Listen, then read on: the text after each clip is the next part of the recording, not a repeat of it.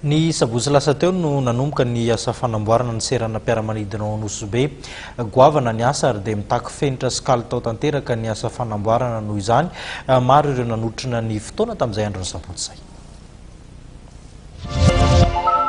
Tao anaty fanajana ny fomban-drazana malagasy tanteraka ny entina nanomboana ny asa fanamboarana ny serana mpiara-manidina ao Fasenina, Anosibe, asa izay sahan'ny Ravinala Airports.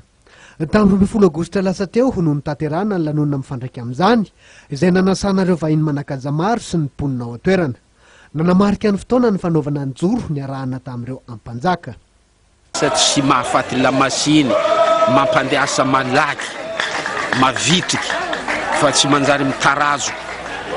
Izy koa baka tsy joroeny le raha, mahay magnangatra le tany.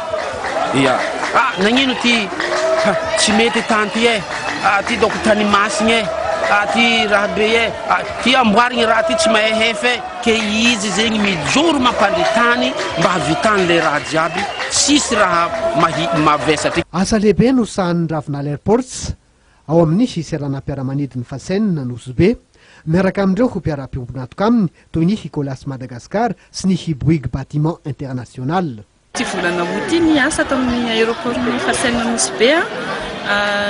Zay zavatra dia vao vita moa ny joro dia efa hanomboka le asa, efa vonona daholo ny fitaovana rehetra sy ny sisa. Dia izay dia hanomboka amin'ny asan'ny parking, fanavaozana ny parking ny aéroport ny Anosibe amin'izao.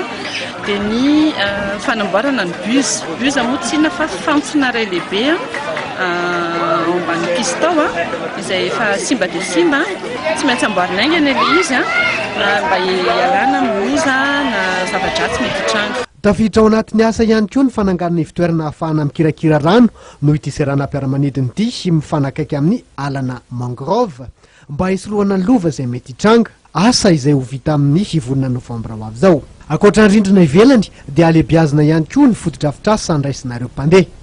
Tanjona ny hamelona ny fenitra iraisam-pirenena ho an'ity serana mpiara-manidina Anosibe ity.